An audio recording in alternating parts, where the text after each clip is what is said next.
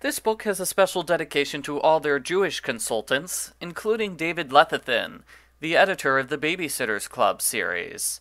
I wonder if it was his idea to introduce a Jewish babysitter. Argofont Book Review, Argofont Book Review. This book was written by Nola Thacker. Abby says she and Anna are both 13.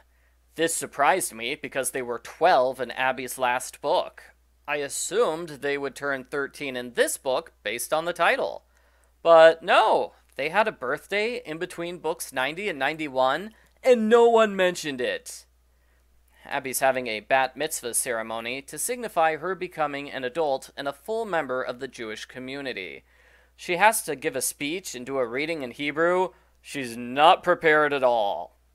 Abby flunks a math quiz. She complains it's not her fault. She was sick for 2 days, but the cruel Mrs. Frost forced her to take the quiz anyway. In reality, Abby figured she could get out of the quiz by giving the teacher a sob story about being sick, so she didn't study, she watched TV. Abby's mom thinks Abby's the victim here.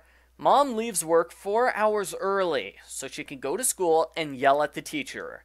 Whenever Mrs. Frost tries to talk, Mom interrupts and yells some more. Mom sounds completely unreasonable. Here's how Abby describes her attempt to work harder at math. I've been trying to keep up in school, especially in math class.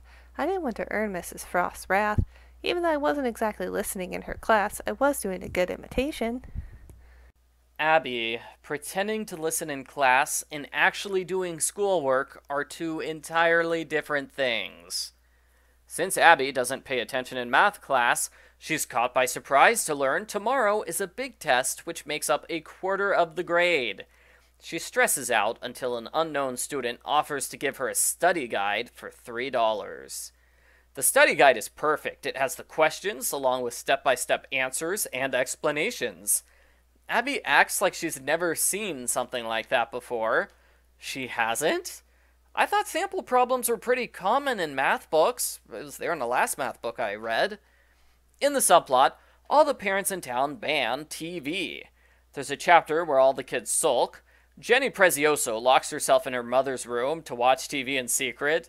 Claudia is forced to remove the door from its hinges to stop her. There are 2 chapters where the kids act out an episode of a TV show. They decide playing is way more fun than watching TV. Now none of the kids want to watch TV ever again. Needless to say, this happy conclusion is completely unrealistic. When Abby takes the test, she's shocked to see it's the same as the study guide. Abby should tell the teacher right away, but she doesn't. She takes the test and gets a 98.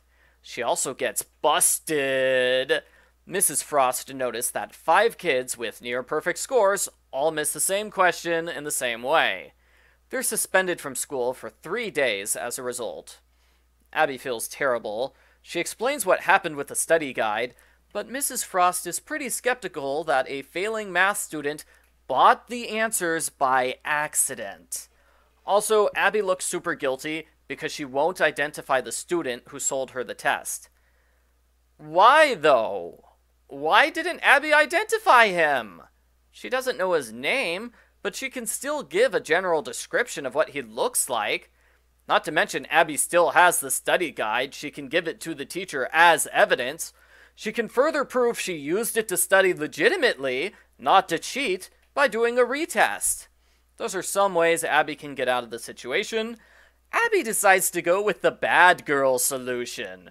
She destroys both messages that the school sends to Mom, and she lies to everyone about why she's missing school.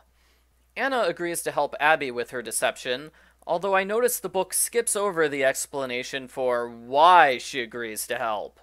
How did Abby convince her sister to keep quiet? Her cover story is that she's working on Hebrew, but really, she hides in the public library. On the 3rd day, Abby sneaks out to get pizza for lunch. Mom catches her. How tragic. Foiled by pizza. Mom is mad, and Abby is grounded for a month. Mom knows Anna was part of this game, but Anna doesn't get punished at all. Lucky Anna. Abby sees Mary Ann buy a math test from the unknown student. It's the same test, although Mrs. Frost changed some of the questions due to the cheating.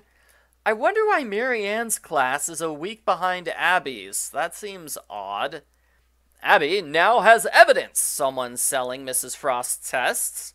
She and Mary Ann go straight to Mrs. Frost, who instantly believes them. This episode inspires Abby to write a fantastic Bat Mitzvah speech about the responsibilities of adulthood. At the service, Anna plays her violin instead of giving a speech. That seems like cheating. Abby's speech is mostly skipped over. We hear the first 2 paragraphs, then she summarizes the rest.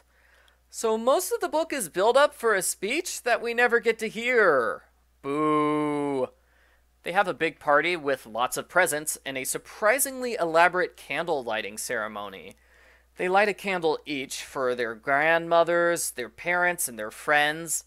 It seems unfair that Abby gets all 8 Babysitters Club members as her friends, while Anna only gets 2 friends. Poor Anna. Finally, they light a candle for each other. Abby finishes with a Babysitters Club sleepover, even though she's supposed to be grounded. The end. Post-book follow-up. This book has an ad for the Babysitters Club movie. It's advertised as the first film. It sounds like they assumed there would be a second one. There wasn't. The book is only 14 chapters long. That's odd because the past 90 books had 15 chapters each. I'm not complaining the book ended early because the story was really dragging at the end. It's a 3-part party with too many characters to keep track of. Abby freely admits she doesn't remember much of the Bat Mitzvah ceremony itself, which seems like an excuse to leave out most of the fine details in favor of a general description. The subplot with the kids was okay. Seeing them react to the no TV rule was the best part. I thought the best part of the book was the math test storyline. I really liked it. It was an obvious repeat of Claudia in the middle school mystery, but it took things in a different direction, and I thought it was good. There are 2 continuity errors in the recap chapter.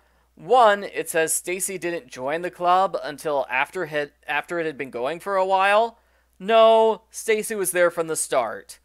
2, it says Jeff moved back to California after the wedding. Nope, he moved back before his mom got married. Overall, the book is okay. So far, Abby has been better in the books she narrates than in the books narrated by other people. Still, I can't rate this book highly because it's shorter than normal, and only one of the 3 storylines was good. I give Babysitter's Club number 96, Abby's Lucky 13, a 6 out of 10.